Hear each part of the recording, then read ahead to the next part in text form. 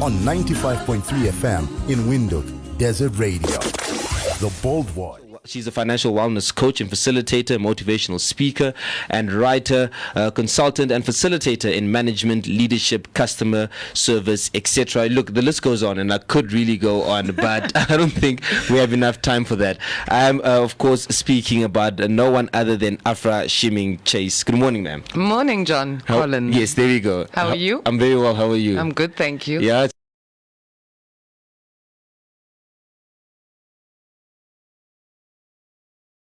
How has the morning been so far? These few little minutes that you've been up, has it been a bit hectic, or are we easing into the Friday? I think I had my first prank this morning as well.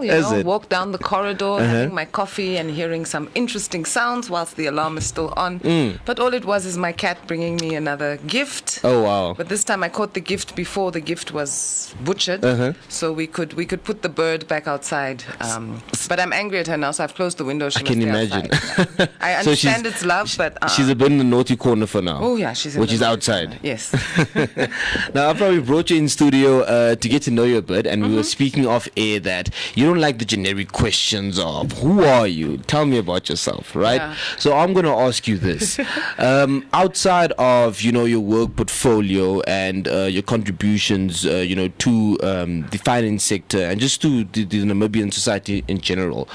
What is it that drives you every day? When you wake up in the morning, for instance, when you woke up this morning, what drove you out of bed? I think what drives me out of bed is probably, you use the word contribution. And I think when at least for me, I've aged a little bit. I'm now. Really? Yeah. I'm nearing 50. Oh wow! So the world inside you changes, but I think a constant with me has always been, where is it that I can make the biggest difference? Where is it that I can contribute? So I have a heart of my people. Sometimes it works in my favor. Sometimes it works in my disfavor. It's like the little bird and the cat. I want to save the bird. So. Yeah, so I think for me it's really about where is it that I can make the biggest difference. I think I have a, when you describe me as interesting, yes, I think I do have a broad set of skills, and I think that's also as a function of having had my first corporate job in Namibia. Because in Namibia, as opposed to, especially when you're working for a multinational, as opposed to working in South Africa, where you learn one thing from beginning to end in complete depth. You didn't have that luxury here, so you became a generalist in many ways, which means you touch on so many different areas, and then you zone in on the ones that truly fuel you and fuel your fire. So yeah, that would be me. And I'm also interested to find out how growing up was, because I wanted to sort of tie that to what drives you and motivates you, right? I mean, you were born and grew up in exile, right? So just talk to us a bit about those few years, growing up with your mother, the late Nora Schimming Chase, and how exile was, and outside of the country, how it was growing up then. And if you can, if I can't catch it before you can, how that ties into what motivation drives you every day. So yeah, I was very lucky in terms of how I grew up, and yes, I did. I started off in exile, but I grew up here as well. So both my sister and I were born in Germany. My father's Saint Lucian, my mother's Namibian, and spent up until around the age of, I think at before I was 2, we moved to Tanzania because my father got a job at Muhimbili Hospital in Tanzania, and my mom was the deputy principal of the international school. So and then 1978 is when I came home. So I actually completed my primary and initial secondary education here in Namibia. Oh, all right. And I grew up on 16 Hupfner Street, Klein Windhoek. And when we first lived in that house, we were probably the only black people on the street. There also weren't that many houses, so on the hills you didn't see many, it was just the mountains. So I had a it's lovely not like what youth. we see today. No. Like somebody was saying to me yesterday, they flew into Windhoek and they feel lost. So growing up was interesting. It was interesting because in terms of my relationship with mom, or our relationship with mom, is we were with her all the time, so we had a sense of what she was doing, what she was going through, and also just the country in general. So I think one of the things I got from growing up was maybe the courage of my mom. Yeah. I often refer to that because growing up, she made it very clear to all three of us that you're going to have to work very hard to get anywhere. She actually, initially would say to us things like, "I don't think we'll see independence in my lifetime, but it'll be your job to ensure that it happens in your lifetime." So it was really growing up alongside a struggle for freedom, which we watched, and for which my parents, I suppose, gave up their marriage because it didn't work out, because the political struggle was more important. They were rather married to that. Very, very married to that. And then after that, experiencing her professionally and the kind of things that she did was just this constant drive, very, very principled, high level of integrity, certain things that you just do not get past. So yes, I think that is definitely part of my background. But it's also, when you grow up like that, things like that, it's not necessarily something that stands out for you. It is something that is very natural, because that's how you grow up. So if I take it to one of the things that she taught me around money, was from a very young age, it doesn't matter how much you make, you always put a little bit away. So when you now go and live elsewhere in the world, because after standard 6, mom got a job in Switzerland, and so we went out there, and those were the good years. That's when we started seeing that there's some money in this world.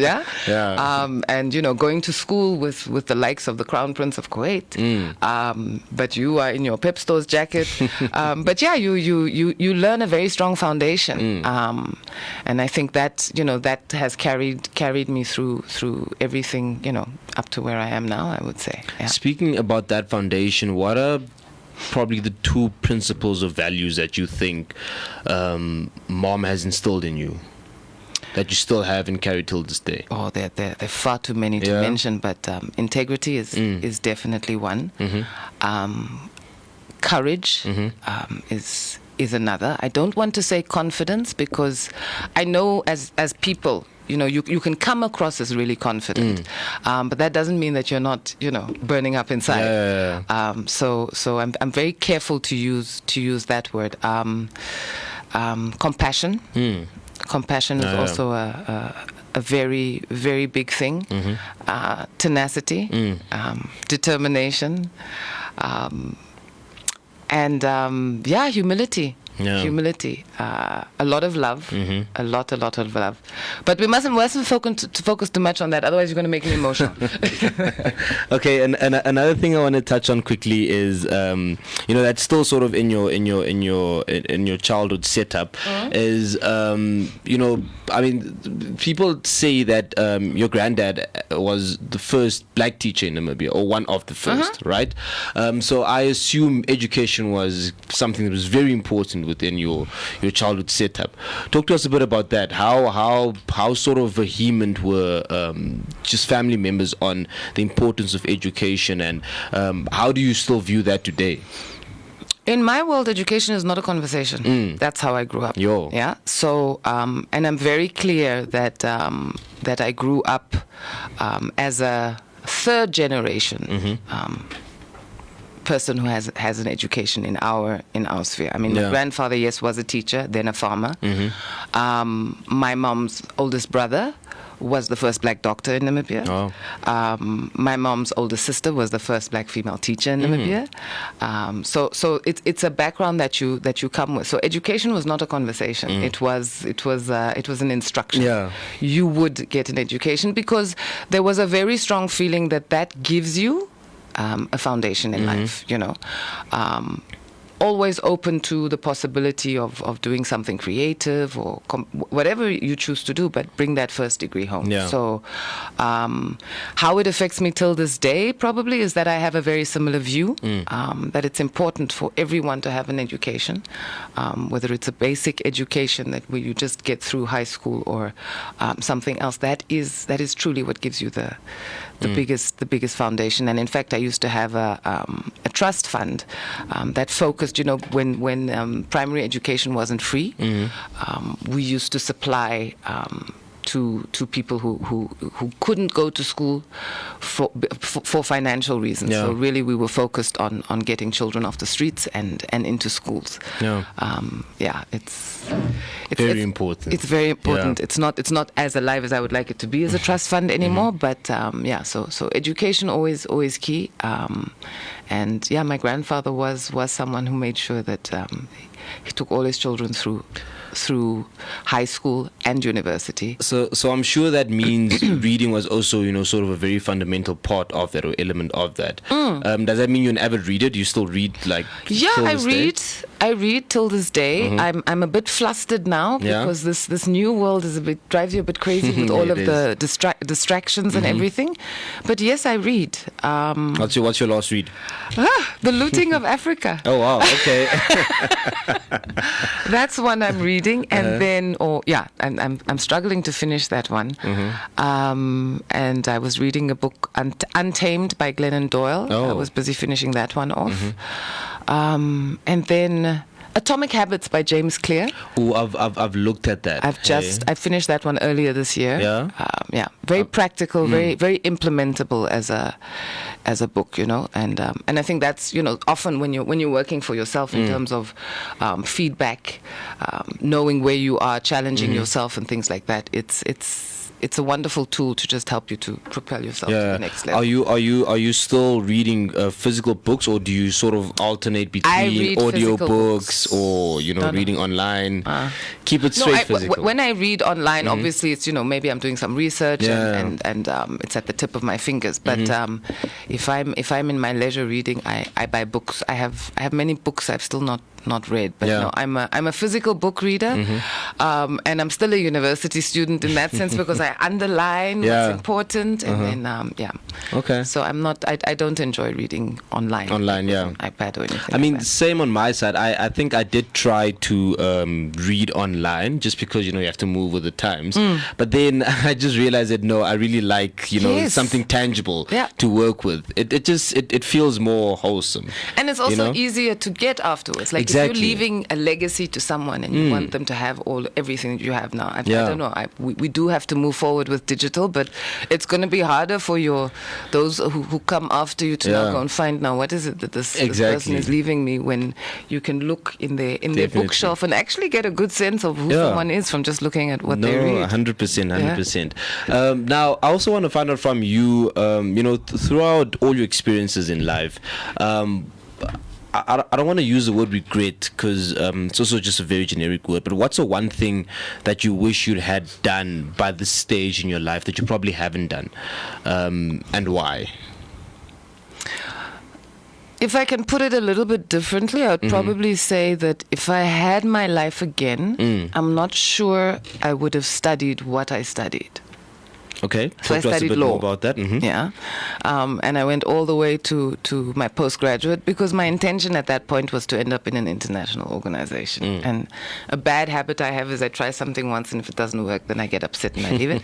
So I applied for a program, and I was told I'm overqualified and too young. And then I was like, okay, forget you. And I think I did want to end up in an international organization, which I haven't.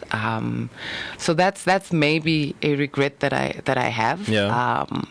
And I would probably, if I had my life again, I would probably study something like psychology with psychology. But there's one other thing. That I don't know. That's okay. I guess that's fair. And then, but also, I guess speaking on that, just in terms of where you got to in your life, the finance sector, right? I mean, look, for almost the entirety of our independence and our existence as a country, the finance sector has been dominated by men, right? So has almost every other sector. Have you perhaps faced any challenges as a woman, particularly, in the financial sector? And if you have, how have you overcome that to be arguably one of the most successful financial advisors in the country? Thank you for that. When you are youthful, at least me, you are naive. So there's a lot of stuff that you actually don't see. So if you don't grow up in an environment where there is a difference between how you handle women and how you handle men, that doesn't form part of your makeup. So I grew 100%. Up in a household where we were all the same. What I experienced in my life around my family, my aunts, my uncles, and everything was we all have the same chances. So I think when I started off in corporate, I was extremely naive. Because. And I also had spent many years outside where I had not, maybe there was that experience, but I didn't pick it up. You weren't conscious about it. I wasn't conscious about it. So, and when you're just in life, just putting one foot in front of the other, you're focused on that more than on the side issues. And I don't want to undermine or, act as though that isn't a big challenge. It's a huge challenge. And I must say, the older I get, the more I see it. Yeah. So you'll experience things in, let's say, in a board meeting, for example, where you finally find the courage to say something, and boom, you're shut down immediately. And I'm not saying that it's because I'm a woman. Maybe it is because my comment wasn't valid. But it has an impact, Of course. And how do you get over it? You get over it in a number of ways. One of them is having a trusted team of support, people who can always bring you back to what is at hand and where you need to focus in terms of the facts or whatever it is you're dealing with. A lot of introspection. I'm someone who introspects a big load. I'll probably tell you that I am my worst critic. There's nobody who can criticize me more than myself. Yes, it's good, but it can also hold you back. Sure. Because something I have realized is what people perceive you and who you perceive yourself to be can be completely different things. Yeah. So when somebody gives you feedback and says you are probably one of the most successful financial advisors in Namibia, that goes to the heart. You know, I might not believe that, but that might be that I have set other goals for myself. So it's having a trusted team. It's also having a trusted tribe of women. People who've been through similar experiences as you, or who are going through those, and being able to just download. So another means, I think, is also being focused on what is your contribution. I have made numerous errors in my corporate life, in my board life in the past, and I think one of my biggest learnings is to focus on where it is that you can contribute. So when you spend a lot of time in yourself, you can often sit and look at, oh my gosh, that one is so, you sit on an experience space where these guys have got, it doesn't matter how long I live, I will never get to that level of experience. And do you then withdraw, or do you have the courage to say something, whether it's right or wrong, and get over yourself, and then realize that actually, yes, you are able to make a contribution. So focus where it is that you can make a difference. And I think that is, I said it earlier on, but that is something that is starting to become far, far more important for me.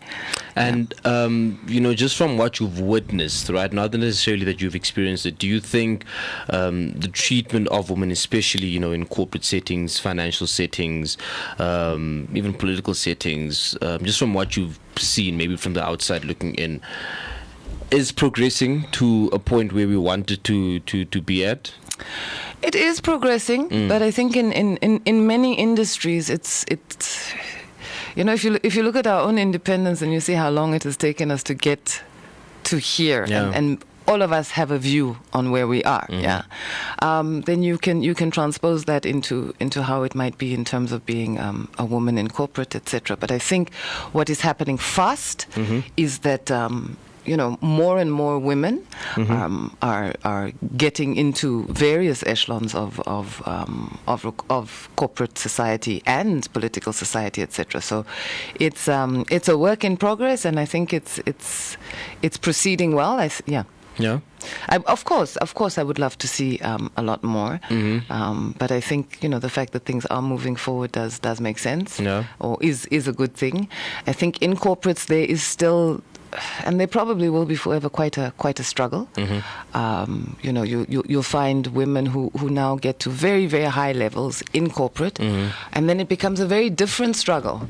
To get yourself to be heard, to get yourself to be respected, to be able to make the contribution that you'd like to make or that you need to make, without having to focus on those issues, which can be quite challenging. So.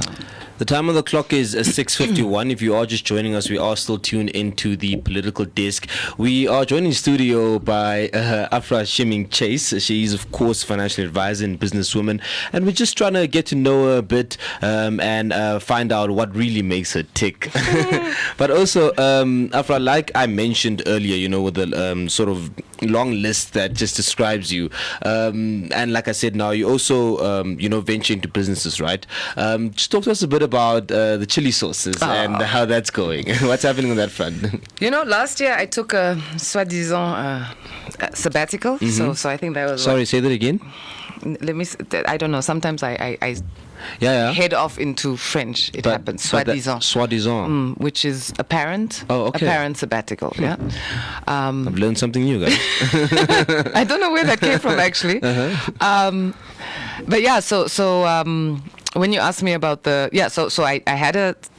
I took some time off between November and January to just position myself in terms of what I want to do with this business, because I love the hot sauces. I love working with food. Yeah. I am a foodie. I could yes. In another life, I probably would also do a lot more of that, even though it's extremely intense. And I started the chili business as a hobby, just because people used to love the chili. The Caribbean influence and the West African influence, because in early years I saw a lot of that. Just fueled me to make a sauce, and the next thing, people liked it. I did my first market, when they had that Windhoek City market there by Fresh and Wild. I remember. Did my first one there, didn't go back because you had to bring everything yourself. And I was like, nah, this is not going to work. And then started getting into into one or two retailers. There was Clara's Market and Olivia's Kitchen. Yes. But then we started experiencing, Clara's Market closed down. And then we had those inspiration tables markets. Ooh, amazing. And that was, the blessing of COVID. Because when COVID hit, my first thought was, oh my gosh, what's going to happen to the financial services industry? I might not be able to get anybody's money anymore. So let me do something else. So I started making chilies a lot more. And now it's actually at the stage where I'm busy trying to take it to the next level. It is very, very challenging for me. So I'm going through some training. I'm getting a lot of support. We really have a lot of support in Namibia for entrepreneurs in terms of different spaces that can help you to get export ready, etc. So right now I'm going through ISO training in terms of quality assurance, actually food management, safety systems. Okay. Quite hectic. In terms of the things that you have to have in place if you want to have your product in different spaces. So I'm in a few retailers in Namibia, but I've always been clear that my focus is international. So I'm really working hard on getting that product on the shelves, so that we have a Namibian-made product available everywhere in the world. Well, we're definitely excited for that. Yes, I hope definitely excited. Now, I see we're running just a bit out of time, about 5 minutes left, but I also want to touch on something that's particularly very close to my heart. Yes. It's sort of news that made, the rounds this week, right? You being selected to serve on the NFA's normalization committee. Just from an administration's point of view, what is your sort of assessment of Namibian football? I'm going to decline to comment on this particular topic. I was concerned it might come up, but I'm not in a position where I'm able to speak on anything as yet. Yeah, this is a very new announcement. We still need to be confirmed through an eligibility check. All I will say is that when it comes to sport and the availability of sport in Namibia, it's very important for our youth. It's very important for the next generation, and it's a means that can make a difference for so many on so many levels, and that's why I'm willing to put my name in the hat and see how we can do something. One more question about that. If everything goes through, with the eligibility check and all of that, just taking from what you said now, what is it that you would want to see come out of that, of you serving on the normalization committee? So I'm not serving alone. Of course. And we're a team, and we will have a very specific mandate. I'm going to end it there. This was not part of the deal. Yeah. Of course. All right. Okay. And then I am also just interested, just to get a bit away from that, and still getting to know you. I can assume that you are extremely busy, right? Just with business ventures, financial advising, every other things that I've mentioned as well. Do you make time for yourself, or maybe just for family or for friends, or for that sort of social time? How do you sort of find a space for that within your schedule? The beauty of being an entrepreneur is choice and freedom. We all venture into businesses for different reasons. Some people venture into business because they want to make billions. Yes, we all want to live well. Some people venture into business because they want to be able to control the narrative around their life. And so for me, freedom is absolutely paramount. I value very, very many facets of my life. I value family. I grew up in a home where Sunday lunch was a religion, and it's still a religion. So between my sister and my brother and my brother's children and my child, we definitely spend a lot of time together. At least every Sunday. Last weekend, I had the 4 children for a sleepover, something I will take a while to do again, because it's a lot. it's a lot. I but can yes, imagine. So I do spend a lot of time with family. I have very, very strong and solid friendships that mean a lot to me and that come a long way. Some of them are here in Namibia, and some of them are across the waters. And yes, I make time for myself. I don't like the word busy, because busy is just a look, I think it's extremely important for us to be more productive. Sort of exposing me here. But I mean, people, you're so busy. There's this one that's what colleague, I tell people all the time. Yeah, and one colleague said to me, you're so busy, I never get to see you. And then when you think of what you're giving up, is you're giving up the opportunity for us to develop together, to look at new things together. So I'm really in a process of trying to make sure that what I do is productive. One thing my mother always used to say to us is, if you're not getting your job done between 8 and 5, then either you have too much on your plate, or your time management is not It's not up to standard. Yeah. So I remind myself about that a lot, which is very fair. Yeah, but I would personality or character is a challenge, right? So if you're someone who's just always on, and my nickname when I was a bit younger was Duracell Battery, or Speedy Gonzalez. Oh wow. So it's also just a function of who I am. I just cannot sit still. So I guess that's fair. Yeah. Listen, man, we just ran out of time. I have to do news soon, but I really just want to continue this conversation. Me too. For ages. Maybe we can. Maybe Offline. we can. And like I said earlier, very interesting character, and I think we've seen and heard that today. And man, it was such a pleasure talking to you, Afra. To you too. Really appreciate you making your time in this early morning to come down to the studio and have a chat with us. And yeah, man, wishing you all the best just moving forward. Thank you. All right. Thank you so much. Take care. That was